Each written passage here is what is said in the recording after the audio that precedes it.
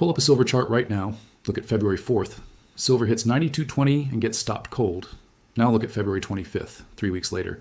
Silver climbs back to within 20 cents of $92 and the market goes dark. Same level, same resistance. 3 weeks apart, different mechanism each time. The first time, it was a price crash. The second time, it was a 90-minute exchange blackout that wiped every standing buy order from the system, while 31,128 contracts settled where nobody could see them.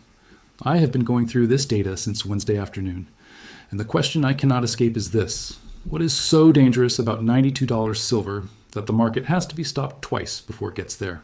By the time this script is done, you will have a very specific, very data-driven answer to that question, and I do not think you're going to like it. Today is Thursday, February 26th. Silver is sitting at $86.28. Gold is at $565.90. First notice day for the March silver contract is tomorrow morning. And the physical silver market is producing stress signals right now that have no precedent in modern market history. Not in price, in structure, the lease rates, the swap rates, the vault numbers, the delivery data. Every single physical market indicator is pointing in the same direction simultaneously. And the mainstream financial press is covering none of it. That is not an accident. And neither was Wednesday. Let me show you exactly what I found. Here's what is documented and confirmed. On Wednesday, February 25th, at 12:15 Central Time, CME Group halted all metals and natural gas futures and options on its Globex platform. Natural gas came back online 35 minutes later. Metals, gold, silver, copper, stayed completely dark for 90 minutes, not reopening until 1:45 Central Time. Every all-day order and every good till-date order placed before the halt was wiped from the system entirely. CME Group's public explanation was 2 words: technical issues.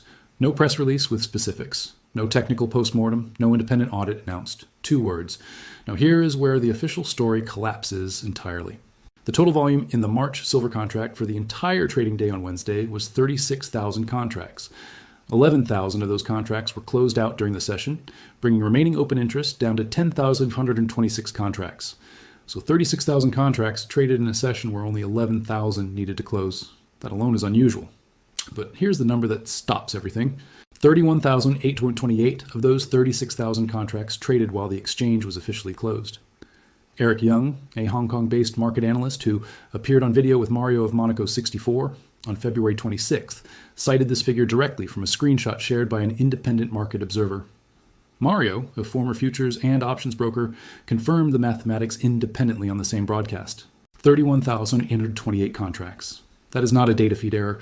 You do not get volume printing during a genuine technical outage. Volume during a halt means contracts are being settled outside the visible market structure. It means something was being managed while retail traders had zero access to the market. And to understand the scale of what that number represents, 31,828 contracts at 5,000 ounces each, that is approximately 159 million ounces of silver, roughly 20% of the entire global annual silver mine supply, settled in a single 15-minute window. And while the market was dark, the official story requires you to believe this was a random infrastructure failure. But random infrastructure failures do not have the timing characteristics of this one. To understand the full weight of what happened on Wednesday, you need to understand what silver has been through in the last 60 days. Silver opened 2026 at $71.20 on January 1st. By January 29th, it had exploded to an all-time high of $121.79. On January 30th, it crashed in a single session to an intraday low of $74. Then it recovered sharply, hitting $92.20 by February 4th. Then a second crash drove silver to an intraday low of $63.90 on February 6th.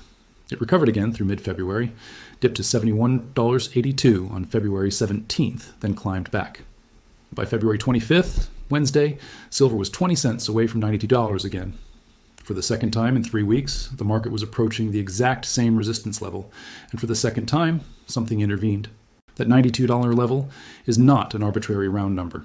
It is the specific price threshold that multiple institutional analysts had publicly identified before Wednesday as the line at which naked short positions in silver futures would face serious covering pressure. Silver approaching that level a second time, with momentum pointing toward $94 to $96, and a potential test of $100 that same session. That is the context inside which the halt occurred. Silver was 20 cents from the level that breaks the short side. And at 12:15 Central Time, the market went dark. When trading resumed, silver immediately crashed $3 to $88.20. Gold, trading in the same macro environment on the same exchange, dropped approximately $70 but recovered. Silver did not recover the same way on any given day. Trading in the same macro environment on the same exchange, gold and silver moved together. On Wednesday, while gold was finding its footing, silver was being pushed lower with a specific targeted force that gold was not experiencing. Silver is the metal with the delivery problem. Gold is not. That divergence is not coincidence, it is identification. Now add the second data point that makes random failure impossible to sustain as an explanation. This was not the first time. On November 27th and 28th of 2025, less than 3 months ago, CME suffered a 10-hour shutdown. The initial explanation was a cooling system failure at their data center in Aurora, Illinois. That explanation was later quietly revised to human error. And that outage fell precisely on first notice day for the December 2025 silver contract. Wednesday's halt fell 2 days before first notice day for the March 2026 contract. 2 outages, consecutive contract months, both landing within the 2-day window before the single most consequential delivery deadline in each contract's calendar. Both occurring while silver was advancing toward resistance levels that threatened the short side of the trade. The probability of that timing pattern occurring twice by accident does not survive honest calculation. This is the analysis that does not make it into Bloomberg or Reuters until 3 days after the moment has passed. If you want the data in real time, vault numbers, delivery reports, exchange actions as they happen, you need to be watching this space closely. Because what is building right now in the forward contract structure is not slowing down. It is accelerating. Now I want to take you to the physical foundation underneath all of this, because the halt and the timing only make sense when you understand what the vault numbers look like right now. And those numbers are unlike anything this market has produced in its documented history. COMEX registered silver, the metal officially designated as deliverable against a futures contract, sitting in exchange-approved warehouses, fully assayed and tagged, stood at 87.2 million ounces as of February 24th.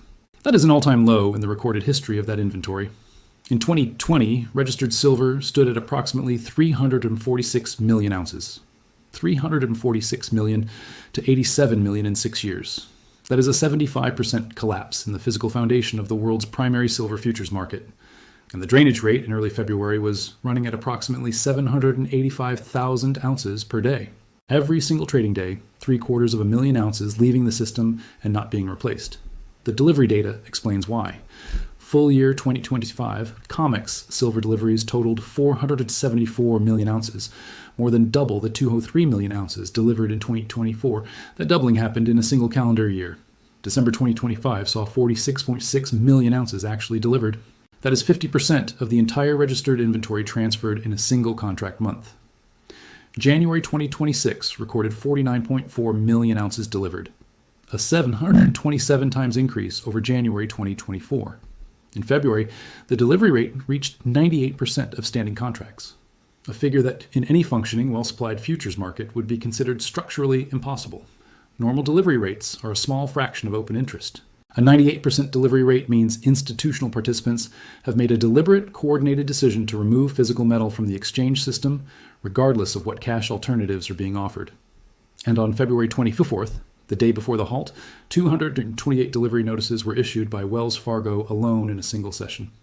On that same day, 14 out on 196 contracts of March open interest disappeared, but only 5,350 rolled to the next month.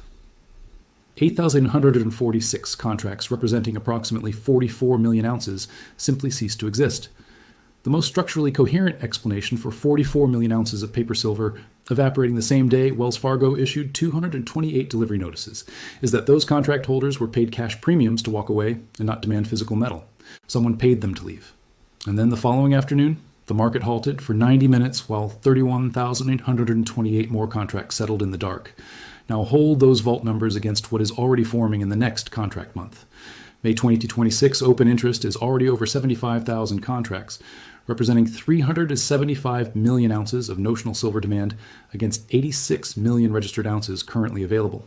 That is a paper to physical ratio approaching 4.4 to 1, and it is already loaded before March has even begun.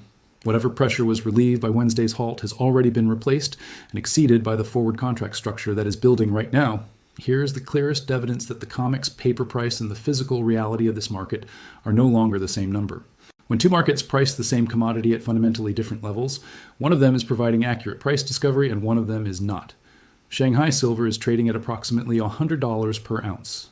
SD Bullion, one of the largest retail physical silver dealers in the United States, is currently charging $112.64 per ounce, essentially the same price that Shanghai settled at today. COMEX this morning is showing 87.54 pesos. That is a $10 to $12 gap between what physical silver costs when you actually need it delivered and what the paper market in Chicago claims it is worth. In the immediate aftermath of the January 30th crash, that premium hit 29% above COMEX prices. It has never fully closed. Every algorithmic sell-off, every exchange intervention, every margin hike, and the premium persists. A premium that survives repeated suppression attempts is not temporary arbitrage. It is structural separation. The structural reason that gap is not closing is China. Effective January 1st, 2026, China designated silver as a strategic national resource, imposing export license restrictions that now apply to approximately 70% of global refined silver supply flows. The Shanghai Gold Exchange and Shanghai Futures Exchange combined physical silver buffers have fallen below 800 metric tons. China is not participating in COMEX price discovery. China is acquiring physical silver at whatever price the market requires and absorbing it permanently into its industrial and strategic supply chain. Solar panel silver paste alone accounts for approximately 30% of total global industrial silver consumption. AI-driven semiconductor demand is adding a second permanent industrial floor beneath that number. China has made the institutional decision to take the metal. The price of paper contracts in Chicago is not the price China is paying attention to. But the most powerful physical market signals are not in Shanghai. They are in the derivative instruments that price the cost of borrowing and securing physical silver in institutional markets. Those instruments are currently producing numbers that have no historical precedent. This is the section I want you to pay the most attention to because lease rates and swap rates are not visible on a price chart. They do not appear in the headlines. And right now they are producing the most unambiguous physical scarcity signal this market has ever generated. 1 month silver lease rates, the annualized cost to borrow physical silver from institutional lenders for delivery obligations, are currently sitting at plus 1.6%. To understand why that number is alarming, here's the baseline. In 2023, the average 1 month lease rate was plus 0.04%. In 2024, it turned negative, averaging minus 0.18%. Today, it is plus 1.6%. That is not a seasonal fluctuation. That is a 40-fold increase from the 2023 baseline and a move from negative to significantly positive in the space of months. When lease rates reach these levels, the signal is unambiguous. There's a physical sourcing problem operating in this market right now. Institutional participants are paying substantially above any historical norm to borrow physical silver because they need it for delivery obligations they cannot fulfill any other way. Now look at what the swap rates are saying alongside that. Silver swap rates are currently negative 2.8%. A negative swap rate means market participants are paying to secure physical silver today in exchange for returning it a year from now. Under normal market conditions, silver owners lend out their metal in exchange for cash and a positive return. They earn the swap rate. When that rate inverts to negative 2.8%, it means market participants are paying a premium to guarantee their access to physical silver 12 months in the future. The obvious arbitrage: buy physical silver, execute the swap, collect cash, return silver in 12 months at a discount, is not being taken at scale. And the reason it is not being taken is not a lack of capital. The reason is counterparty risk. The market does not trust that physical silver will be easily sourceable 12 months from now. Institutions are not executing the arbitrage because they do not believe the silver will be there when they need to return it. That is not a trading signal. That is a structural judgment being made by the most sophisticated participants in this market simultaneously. Now combine the lease rate signal with the swap rate signal with the vault drainage rate, with the delivery acceleration data, and you have 4 independent physical market instruments, all saying the same thing at the same time. Physical silver is becoming difficult to source at any price the paper market is willing to print. The paper market in Chicago is the instrument that the financial press uses to report the silver price every single morning. $80.54 on COMEX, $100 in Shanghai, $112.64 at SD Bullion, 3 prices for the same metal on the same day. One of those numbers reflects what happens when you actually try to take physical delivery. The other one reflects what happens when 31,828 contracts settle in the dark during a 90-minute exchange blackout. Now let me show you exactly how the short side of this market has been maintaining the paper price suppression mechanism and why that mechanism is showing structural cracks that cannot be repaired with another halt.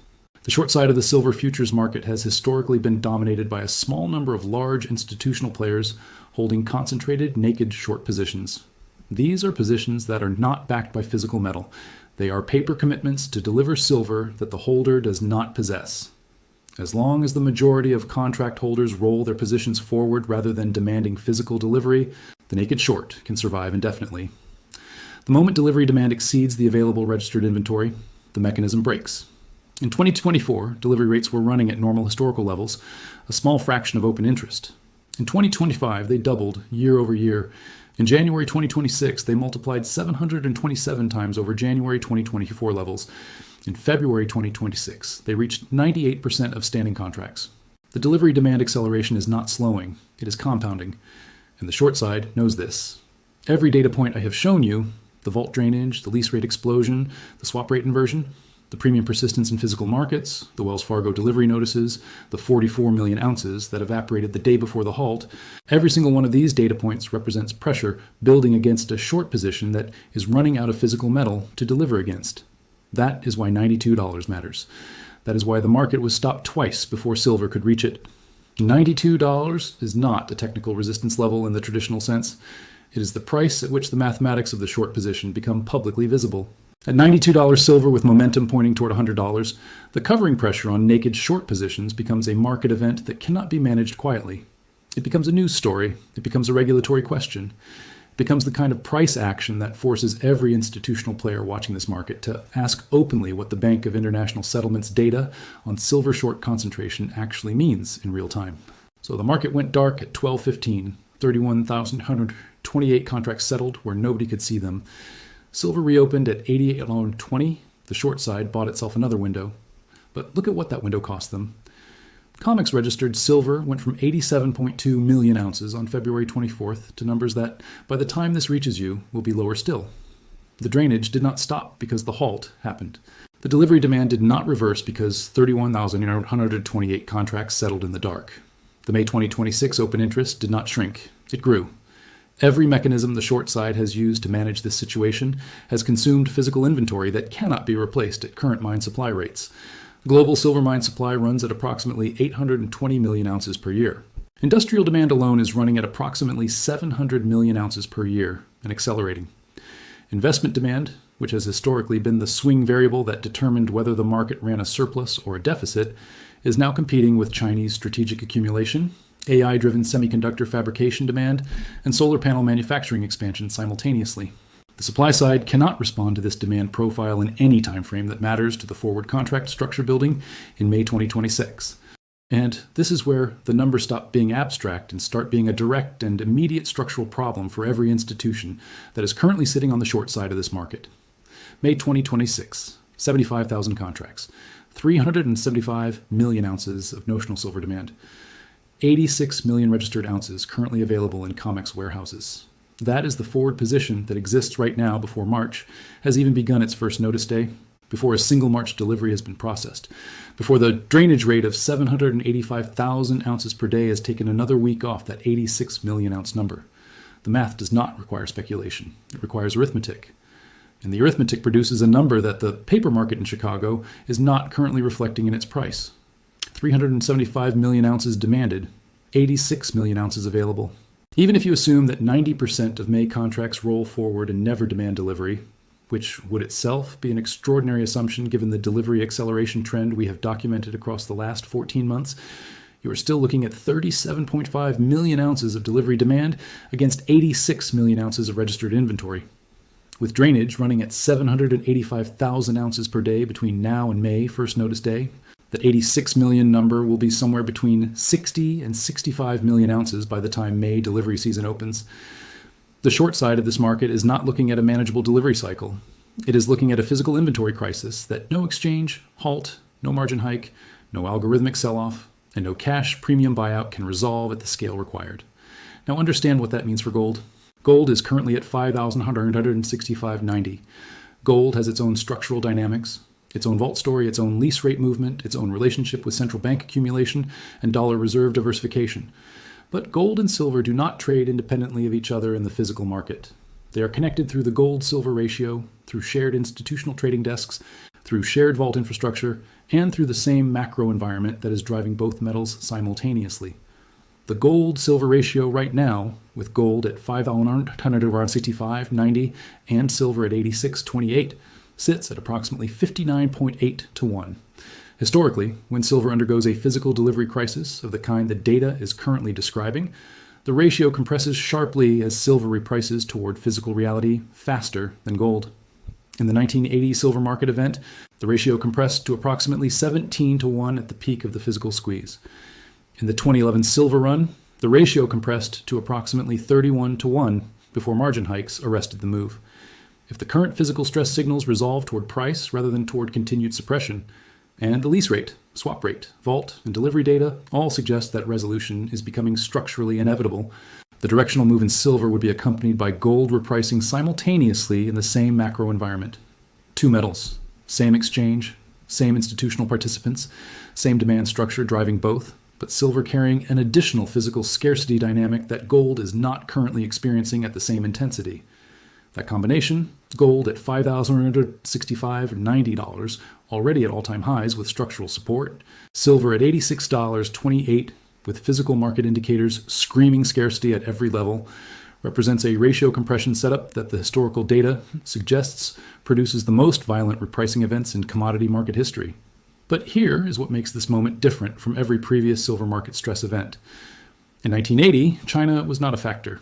In 2011, China had not yet designated silver as a strategic national resource. In 2011, AI-driven semiconductor fabrication demand did not exist. In 2011, global solar panel silver paste consumption was a fraction of what it is today. In 2011, COMEX registered silver stood at levels that could absorb delivery pressure without producing the kind of structural separation between paper price and physical price that we are currently seeing. Every previous silver market stress event occurred against a backdrop where the paper market and the physical market, while temporarily diverging, ultimately reconnected because the physical supply side could respond. Mine supply could be accelerated. Inventory could be redirected. The arbitrage between paper price and physical price could be closed because the metal was ultimately sourceable. The structural argument being made right now, not by retail speculation, but by lease rates, swap rates, vault numbers, and delivery data, is that the current divergence between 87.54 on COMEX and 112.64 at physical dealers is not a temporary arbitrage opportunity. It is a structural separation driven by a demand profile that mine supply cannot address in any time frame relevant to the forward contract structure currently building. China has removed approximately 70% of global refined silver supply flows from the international arbitrage mechanism by designating silver a strategic national resource and imposing export license restrictions. The metal that China is accumulating is not coming back into the COMEX delivery system. It is being absorbed permanently into industrial and strategic supply chains that have a higher political priority than futures market settlement obligations in Chicago. That is not a trading thesis. That is a geopolitical and industrial reality that is now embedded in the physical market structure.